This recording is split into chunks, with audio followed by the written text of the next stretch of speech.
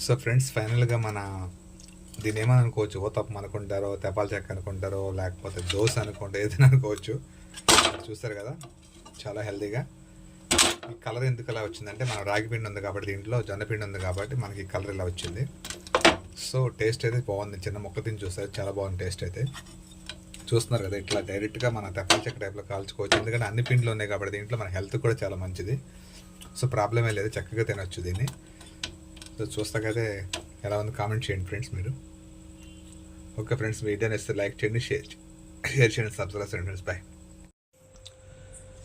Hello friends, నమస్తే అండి, welcome back my channel. Friends, ఇక్కడ వచ్చేసి ఈరోజు నైటు డిన్నర్లోకి అయితే ఒక రెగ్యులర్గా తినే అంతే కదండి, అందుకని ఈ మధ్య ఫుడ్ అవాయిడ్ చేసి చాలా వరకు ఏదో ఒక టిఫిన్ చేస్తుంది. ఈరోజు అయితే ఫస్ట్ టైం ఇది దీంట్లో వచ్చేసి మనం బియ్య పిండి, గోధుమ పిండి కొంచెం, రాగి పిండి, జొన్న పిండి, 4 పిండిలు మొత్తం. అంతే, ఈ 4 పిండిలో బియ్య పిండి కొంచెం హాఫ్ క్వాలిటీ తీసుకుని మిగతాదంతా కూడా ఆ 3 కొంచెం కొంచెం, అంటే ఇది హాఫ్, మిగతా 3 హాఫ్ అట్లా తీసుకుని, ఒక ఉల్లిపాయ, ఒక పచ్చిమిరకాయ. సో దీన్ని మామూలుగా అంటే సర్వపిండి టైప్ అంటారు. దీన్ని సర్వపిండి కూడా అనుకోవచ్చు చెప్పాలంటే, కానీ సర్వపిండి కాదు. ఎందుకంటే సర్వపిండి అనేది కంప్లీట్గా బియ్య పిండితో చేస్తారు. అంటే తెపాల చెక్క అంటారు కదా మన ఆంధ్ర సైడ్ అయితే, తమిళనాడు అయితే, సారీ తెలంగాణ అయితే సర్వపిండి అంటారు. ఏం లేదండి, దీన్ని మామూలుగా కూడా దోశలాగా వేసేసుకోవచ్చు వాటర్ కలిపి. నేనైతే అట్లా కాకుండా దీన్ని ఏం చేస్తున్నారంటే సేమ్ మన తెపాల చెక్క టైప్లోనే ఇట్లా చేస్తున్నారు. దీంట్లో ఇన్ని పిండిలు ఎందుకు కలిపానంటే నేను హెల్త్ పర్పస్ ఒకటి. ఎందుకంటే జనరల్గా బియ్య పిండి ఒకటే తీసుకోవచ్చు, కానీ ఏంటంటే ఈ మధ్య రాగి పిండి, జొన్న పిండి ఇలాంటి పిండిలు అన్నీ కూడా మనం అందరూ తీసుకుంటున్నారు ఫుడ్లోకి, హెల్త్ మంచిదని చెప్పి జొన్న పిండి కూడా బాగా వాడుతున్నారు. సో నేను కూడా అందుకని ఈరోజు ఎక్కువ క్వాంటిటీ కాకుండా ఒక దాంట్లో తక్కువ క్వాంటిటీ తీసుకుంటున్నారు. అంటే ఒకేసారి మనం దాన్ని మార్చుకోలేం కాబట్టి మన హ్యాబిట్ని జస్ట్ ఇట్లా అనేస్తే హోల్స్ పెట్టుకోండి. మరీ మందం కాదు, మరీ పల్చని కాదు. సో సేమ్ తెపాల చెక్కేనండి, అంతే అనుకోండి, వేరే ఏమీ లేదు, ప్రాసెస్ సేమ్ ప్రాసెస్సే. సో ఇట్లా హోల్స్ పెట్టుకుంటే ఈ హోల్స్లోకి మధ్యలో ఆయిల్ వెళ్ళి మనకి మంచిగా కాలుతుంది. సో ఇంకోటి పెనం మీద కాల్చుకుందామండి. సో ఇది రెండెందుకు పెడుతున్నానంటే, నేను ఇక్కడ ఇప్పటికే నైట్ అయింది, 9 అయిపోయింది night time. So time waste కాకుండా ఉంటుందని, సో రెండు ఒకేసారి కాలుతాయని చెప్పి ఉద్దేశంతో నేనైతే రెండింటి మీద 2 పెడతానండి, ఫాస్ట్గా అయిపోతుందని. సో హెల్త్ పర్పస్గా చూసుకున్న మంచిగా ఉంటుంది. సో ఇది కూడా పెట్టేస్తున్నానండి, ఎందుకంటే నాకు సరిపోతుంది. నాకు తెలిసి ఇదంతా కూడా కొంచెం తిక్కొచ్చిన పెనం పెద్దగా ఉంది కాబట్టి 2 అవుతాయి, సరిపోతుంది. సో కింద ఆయిల్ మనం ఇలా తీసుకుని ప్రెస్ చేస్తే మీకు మంచిగా ఇలా ఇలా వస్తుంది, జరుగుతుంది అంతా కూడా ఇట్లా జరుగుతుంది. మనం రాగి పిండి మామూలుగా సోడిపిండి దాంట్లో తీసుకున్నా తీసుకోకపోయినా మంచిగా ఇలా తీసుకుంటే మాత్రం మనకి ఏదో మన తీసుకునే ఫుడ్లో మంచిగా వెళ్ళిపోతుంది చక్కగా.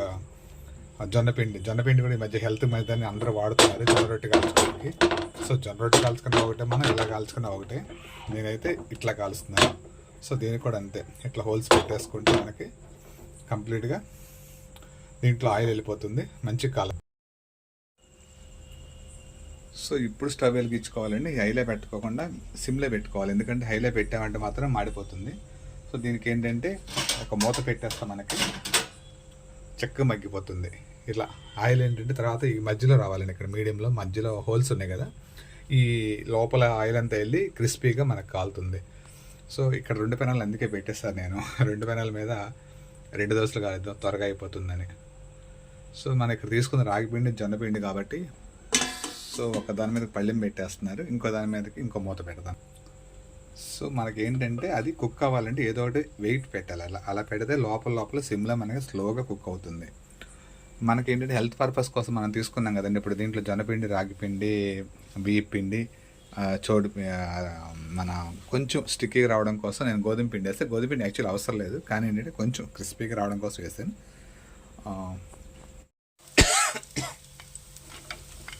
సో చూసారండి, ఎర్రగా కాలింది. ఇది కలరు తెల్లగా రాదు, ఎందుకంటే మన దీంట్లో చోడి పిండి ఉంది, జొన్న పిండి ఉంది, ఇవన్నీ ఉన్నాయి కాబట్టి మనకేంటంటే ఇదే కలర్లో ఉంటుంది ఇది కూడా. సో ఇది కొంచెం ఎక్కువ కాలింది, ఏమో దాని క్రిస్పీగా బాగానే ఉంటుంది. సో ఇది ఇంకొంచెం కాలితే మనకు సరిపోతుందండి. సో మనం ఇలా తిన్నప్పుడు ఏంటంటే మనకి హెల్త్ పర్పస్కి ఏంటంటే మనం మామూలుగా తీసుకోలేకపోయినా ఇలా తీసుకుంటే కనీసం కొద్దిగా బాడీకి కావాల్సిన పోషకాలు అంతే. ఇది ఇట్లా. సో ఉల్లిపాయ పచ్చిమిరపకాయ కాబట్టి క్రిస్పీగా ఉంటుంది.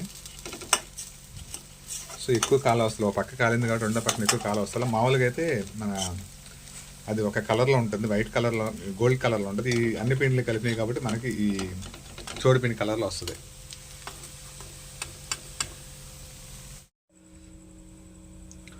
సో ఫ్రెండ్స్, ఫైనల్గా మన దీన్ని ఏమని అనుకోవచ్చు, ఓతప్పం అనుకుంటారో, తెపాల చెక్క అనుకుంటారో, లేకపోతే దోశ అనుకుంటారో, ఏదైనా అనుకోవచ్చు. చూస్తారు కదా చాలా హెల్తీగా. ఈ కలర్ ఎందుకు ఇలా వచ్చిందంటే మన రాగి పిండి ఉంది కాబట్టి, దీంట్లో జొన్న పిండి ఉంది కాబట్టి మనకి ఈ కలర్ ఇలా వచ్చింది. సో టేస్ట్ అయితే బాగుంది, చిన్న మొక్క తిని చూస్తారు, చాలా బాగుంది టేస్ట్ అయితే. చూస్తున్నారు కదా, ఇట్లా డైరెక్ట్గా మన తెపాల చెక్క టైప్లో కాల్చుకోవచ్చు, ఎందుకంటే అన్ని పిండిలు ఉన్నాయి కాబట్టి దీంట్లో మన హెల్త్ కూడా చాలా మంచిది. సో ప్రాబ్లమే లేదు, చక్కగా తినొచ్చు దీన్ని. సో చూస్తాకైతే ఎలా ఉంది కామెంట్ చేయండి ఫ్రెండ్స్ మీరు. ఓకే ఫ్రెండ్స్, వీడియో నచ్చితే లైక్ చేయండి, షేర్ చేయండి, సబ్స్క్రైబ్ చేయండి ఫ్రెండ్స్. బాయ్.